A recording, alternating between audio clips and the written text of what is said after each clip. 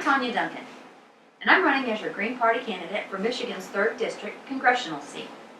This includes the greater part of Kent County, Ionia County, Berry County, and Calhoun County. I'm coming to you via video today to tell you a little bit about myself.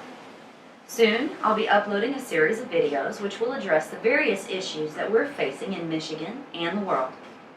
I also want to invite you to contact me with any questions or suggestions that you may have on how we can work together to begin to solve some of the most pressing issues of our time. So let's get started with the political biography stuff. I was born in Louisville, Kentucky, and relocated with my parents to Texas when I was about 3 years old. And I lived there until I was around 13. After that, we moved back to Louisville, Kentucky, where I lived until I met and married my first husband. And we moved to New Albany, Indiana. We were married almost 20 years, and we had 2 wonderful sons together. During that time, and after the boys were established in school, we and a few close friends established an organization called the Fresh Start Foundation to help the homeless community in the Louisville metro and southern Indiana area. Fresh Start, unfortunately, was unable to continue operations due to a lack of funding. But we were able to distribute resources to needy individuals and to provide referrals to other organizations when we couldn't assist. I developed contacts within the community, solicited donations, coordinated roadblocks with law enforcement, and worked with local entertainment agencies and the mayor's office to get proper permits for our family-friendly benefit concert. My primary accomplishment for this organization was the coordination of this 6-band concert, including band and vendor recruitment, permits, band and vendor approval, and all other aspects of this event. And when it became apparent that we were unable to continue meeting our mission, we ceased operations and distributed our funds and other donations to another local homeless organization in southern Indiana, Haven House, where we knew that they would be well utilized. This organization is still in operation today, and it serves 50 people per day. This was my crash course in public service, and boy was it an eye-opener. After this, I went to work full-time in the internet industry. I started out as a tech support agent, but within a year, I was working full-time as a systems administrator, managing the entire web operations department of NTR.net. Later, I moved up to network operations, where I oversaw our company's nationwide communications grid. After that, I went to work for Lightyear Communications, where I led an amazing team of technicians and engineers in building a new product line and transitioning customers to our network. From there, I went on to work for SRI Inc. as a webmaster and technical writer.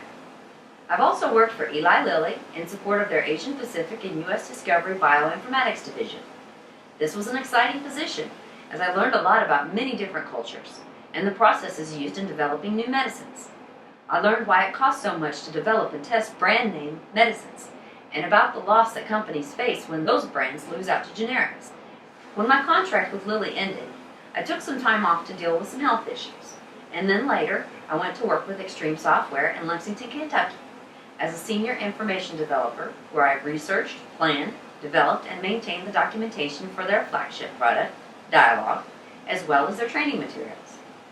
Finally, I went to work at Insight Communications in 2007 as an ISP applications engineer and systems developer, where I worked to support and improve the Insight email infrastructure and researched, planned, and developed their internal documentation.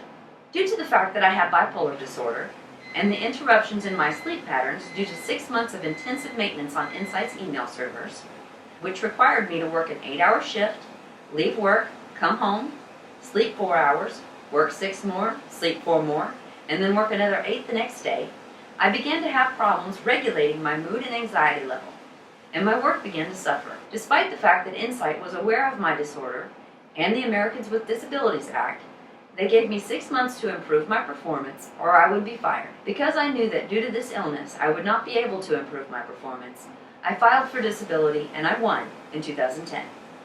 If you look at my resume on LinkedIn, you will immediately notice that my last position ended then. I am disabled, or as I like to think of it, differently able. As a result of my having bipolar disorder, I had to take some time off to address my health.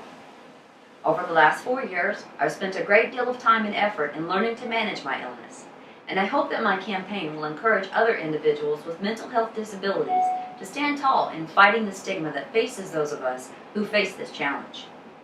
So, let's solve some problems together.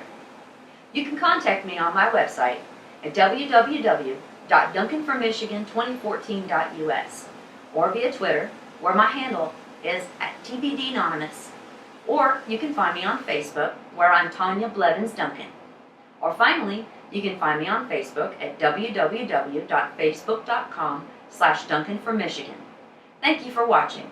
Solidarity.